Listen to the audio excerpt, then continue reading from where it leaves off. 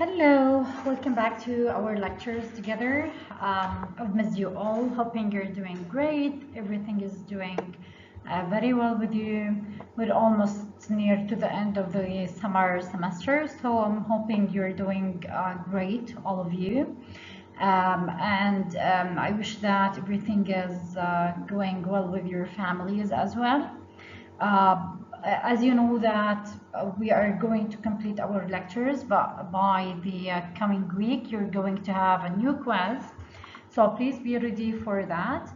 Meanwhile, let's start our lectures together and postpone whatever we finished in the last lectures. As you know, we started to talk about certain key concepts of politics in the last lectures, and today we're going to go further in discussing these lectures and concepts. We're going to start to talk about one of the most important themes or concepts in political science, which is society. As you know that society is not only a term, it's a conceptual image in everyone's head. It's not about scholars, it's also about people, how we do define our relation with our community or society, how we see our societies, how we see ourselves inside the society. So society used to be one of the most important concerns that scholars, thinkers started to think and analyze. Certain scholars believe that this concept can be used while discussing non-human living, even creatures, but as in the case of a human, because as was observed by Aristotle, for example, man or human being is a social animal. Society is nothing but a web of social relationships. Hence, it is so obvious that by nature as well as by necessity, human beings are social animals or social creatures in a way. This definition used to be the most early beginning definitions, but it's still very controversial. A lot of thinkers debate this concept because they didn't agree the idea of being social animals, etc., etc. But again, we need to reflect all this to the context where Aristotle starts to analyze and introduce his point of view. Hence, the relationship between these human beings and between the community itself had multi-dimensions. These relations covered not only the political, the social, the religious, the economic, etc., etc., which make the early definitions of society not enough at all to describe what used to happen. So we came up, or scholars came up with a new word, which is association. This is also one of the most basic definitions or terms scholars use. It has been defined as organization of people operating with some fixed rules and has been formed for some specific purposes. These rules are normally written, but in rare cases, they could be unwritten. If we compare an association with a mob, it would become clear that mob has no common specific purpose and has no organization. As we said that when the definition of Aristotle of the society was insufficient and unacceptable, thinkers started to bring up new terms or new definition or even new analyze to whatever human beings are doing for certain gathering. So they bring the idea of association. But in general, they define the nature of society in certain pattern. They said that society is a much broader concept compared to state and governments. So here they jump from only defining the community as society or etc. to compare it to other terms or other concepts. So they said it's broader than a state or a government. However, a bunch of people doesn't become society. Similarly to crowd is also not a society. In fact, today's society is a big complex of all types of associations and communities. It has become essential to human existence, as through society only a man can fulfill his needs and dreams. Similarly, in a society, there are rules, regulations, norms, other intentions that regulate the relationships between people. So, after the historical definition of society and the comparison between society and association, a new definition of the nature of society as a whole. They started to define the nature of society to reach the certain track of defining this structure. So they say that it's a complex of types of associations, and it's like bigger than the state and the government. And there is a lot of essential features of this structure. One of the most important features of the structure is that it's a structure where human beings could practice their daily life, could fulfill their needs, could be in what we call nowadays citizens. So the nature where the scholars defined it is the structure where there is a lot of association, enable citizens to be citizens in the pattern that they see. Okay, the comparison between MOOP and association bring forth four elements of an association. Number one, a group of people, definite rules and regulations, specific purpose, cooperation among the members. In today's society, one can find all kinds of associations such as social, economic, cultural, sports, political. All these associations are created by people and for the people and in certain purposes. But we must keep in mind that state and the supreme association, which can be called association of associations. While other associations are man-made, state is regarded as the natural outcome of man's nature. So in simple words, the new nature of society, it's like a cluster building of associations. Certain associations are built by man and others are in higher level, which is another word called state or government, to organize other associations. Okay, so if you're going to talk about community covers a whole area of social life. So they started to differentiate between the entire concept of society, which is built of a lot of association, and the term community.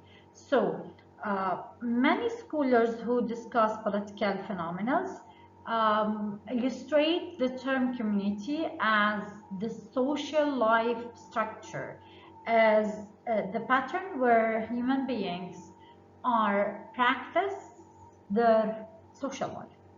It could be, for example, a village, city, a country, etc., etc.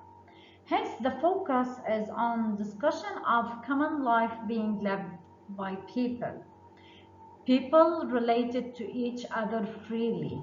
This common way of life exhibits common social characteristics. This discussion brings to surface two essential elements actually of community. These elements are number one is the category area. Community covers specific territory. For example, they are talking about the area that or where these citizens are living in. So the first element is the locality area where these people live. Normally, a good community would be settled on a particular piece of land. That's how they see these features. This habitation on land creates strong emotional bonds towards the land. Do you remember when we classify the elements of state? We said the geographic criteria started to be something very important. This is also the same sense in classifying and illustrating the concept of community. The other feature is common social characteristics. What does this mean? They think that certain characteristics or common characteristics are very essential.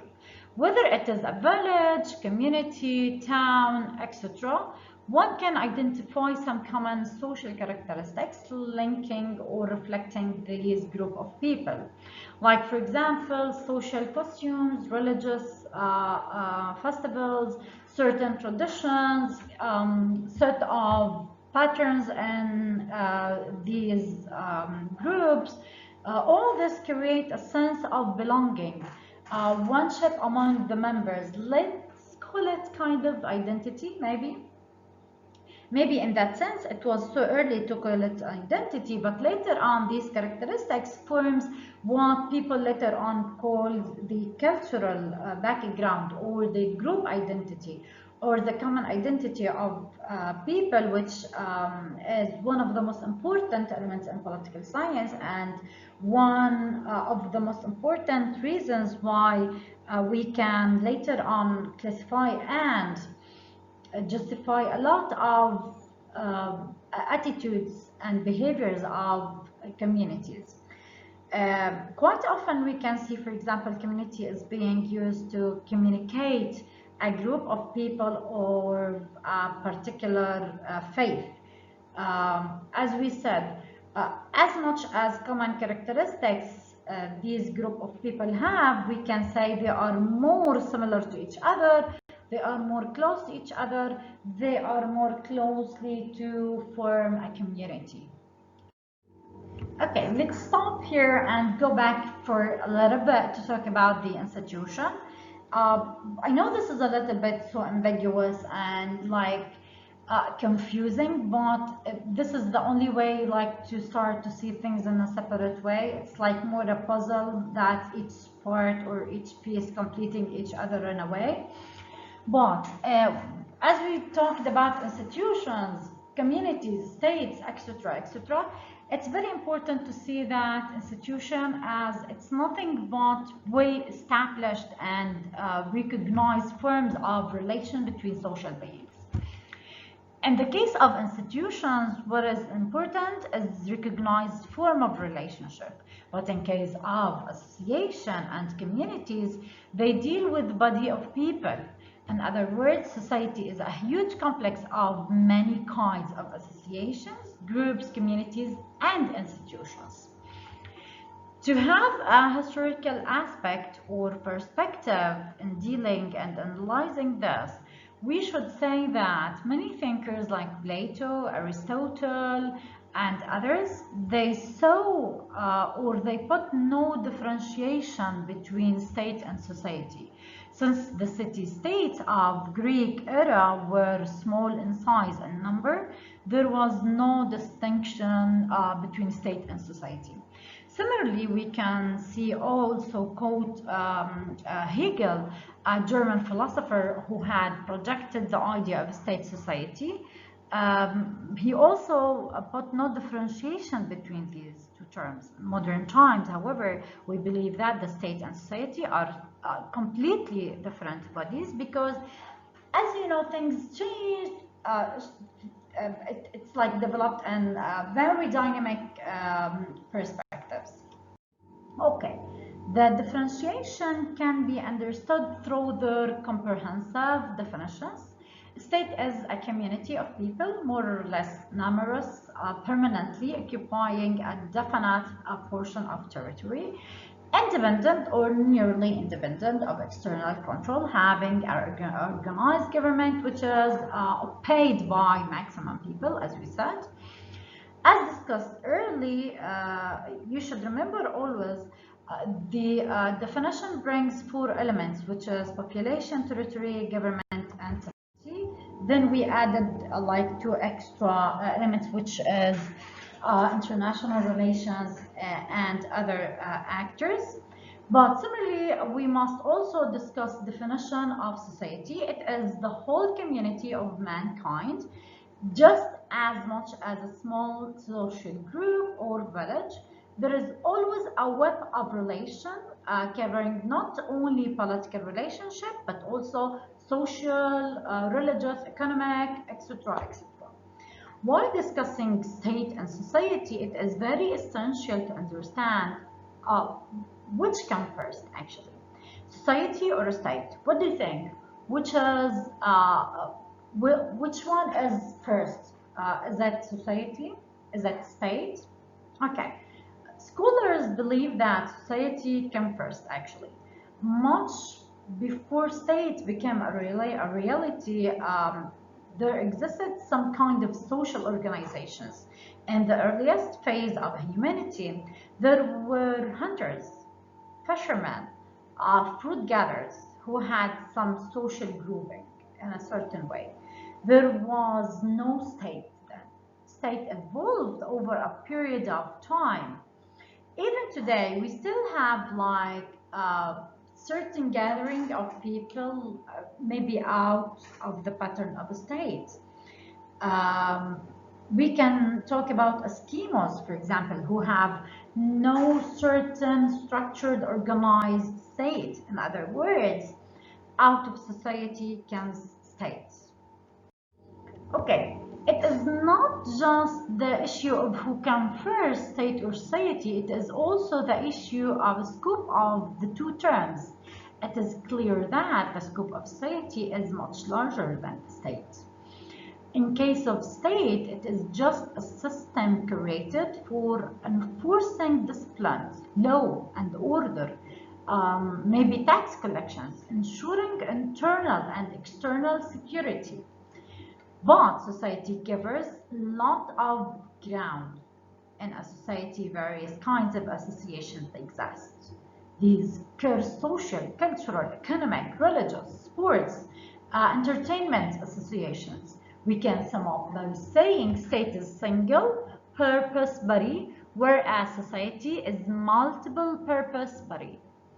What does this mean? It's like giving certain features for each term. For example, state is only the pattern to organize these relations, while we can say the society is the cluster, the umbrella, or of all these associations together. It's like a linkage between two core important elements, while the society have or embody the entire structure of grouping or people grouping, gathering, characteristics, interest, etc., etc. We can see the state as the track to organize all these associations together in one context. So they are very, very linked, parallel, but we still see society as the first term, the huge, large term. Okay, similarly, we should also understand one more aspect about state and society.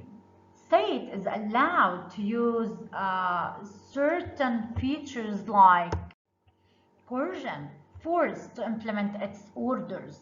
It's like, or it could have certain authority over others. It could force also programs, norms, list of orders, instructions. But society cannot use force. It uses persuasions, forces of tradition.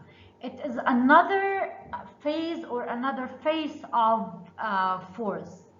In rare case, it can use social pickets, but more often than not, it believes in persuasion more. In addition to above differences, one must conclude by highlighting one more difference. It is about territory. A state must have well-defined territory, whereas society can be borderless. For example, the Red Cross Society have branches all over the world. Other minorities or other nations could exist in many places. So it's still very controversial, let's say it ambiguous, but what we care about in the stage particular particularly is to differentiate about the core elements. So while discussing the differences between state and society, we should take into account the agency of government in the middle. Like we said, it's not only about particular terms. It's all linked in a very puzzle, ambiguous way. So as noted before, government is a very important element of state, whereas government has no role in the formation and the function of the society. Historically, society came first and then came the government and the states as well. So to put this in a very structured way and like to spotlight on certain elements, many scholars put a lot of comparisons, analytical tracks to compare between state and society. But in our course together, we decided to pick only 8 elements to highlight, and you need to focus on these only 8 elements. So in analyzing and understanding the differentiation between state and society, we're going to understand the meaning of society in a separate particular way as the sum of total social relations among people. Society is a human community whose members are bound by comprehensive social relations. Society includes all the relations among its people and their groups. Society is the focus of the study of sociology. As we agreed, we are going to concentrate on 8 features to differentiate between state and society. Number one, the element number one is that society is wider in scope than state. What does this mean? Society is a very broad, is a very wide, comprehensive organization of human beings. It is formed by all types of relations: social, economic, cultural, political, moral, religious, etc., etc., that emerge and develop among the people who are members of this particular society. Against this, state is only a particular political institution or organization. It is concerned with the exercise of power inside the community or the society. State constitutes the sovereign power system of the society. Number two, society as prior to state. In other words, society is rooted in human nature. As social animal, people naturally enter into social relations and form society. As we discussed before, when we analyze Plato and other scholars' descriptions and definitions, the birth of society took place in the earliest period of history. State also has a very long history behind it, and yet everyone agrees it came after the birth of society. The need of protecting the social relationships is the need for law and order led to the birth of state. State had its birth after the evaluation of society in particular. As we said, do you remember when we talked about the social contract? This is exactly the same concept. The third element is that state is a politically organized unit of the people. Society is a natural unity of people bound together in social relations. Society includes both organized and unorganized group of people, their activities and relations. It consists of vast network of all human relations in society. State is a politically organized community of people living on a definite portion of territory and characterized by the exercise of sovereignty over the people. State is the organized political community of the people of a state. Number 4, government is the agency of the state. Society has no formal organized agent. State acts through its government. Government is the agent of the state. It exercises the sovereignty of the state. Society has no agent or agency. It is a self-regulating system of relationship. Number 5, um, sovereignty belongs to state and not to society. Actually, this is one of the most important differences, because it like put a great boundaries between state and society. Number 6, territory belongs to state, not to the society. And this is also one of the most important differences between society and state. State as a territorial entity, definite territory is an essential element of the state. Society has no territory, even if certain characteristics is gathering these people. Having this geographic criteria is not an important classification, actually, to differentiate society from another, but it is a very important element to differentiate a state from another. Okay, number 7, society is concerned with both internal and external human behaviors, policies, attitudes. State is concerned with external aspects of a human behavior. State is concerned with external human behaviors. Its laws lay down rules which regulate the external behavior of the people and their groups, institutions, organizations, etc., etc. State uses its coercive people on each state, on each particular actor, such person, groups, institution, which commits any breach of law.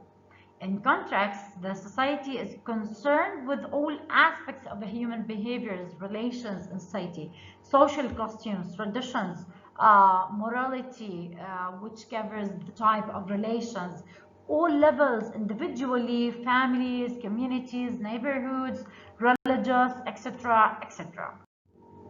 Number 8, sociology studies society and political science studies state. Actually, we talked about this element, but I want you to differentiate because it reflects the outcomes of each pattern.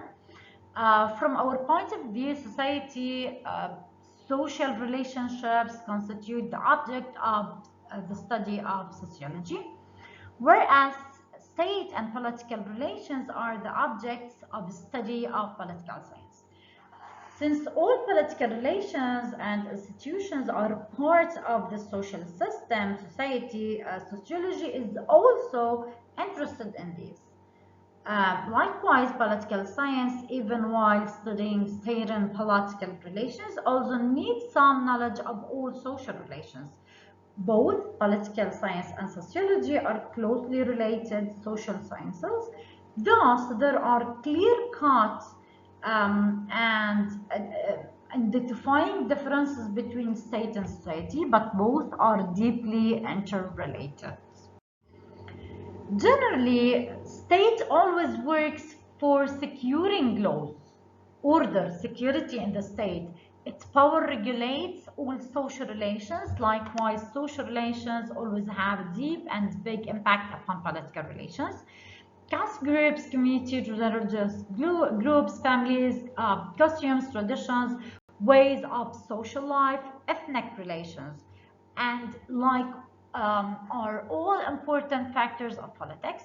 Hence, both state and society are closely related and yet quite different from each other. Okay, reach to our puzzle. Our puzzle today is a little bit different. I have 10 abbreviations. Each one of you should pick 5 of them. Again, you need only to pick 5 of them. And tell me, what does each abbreviation stand for?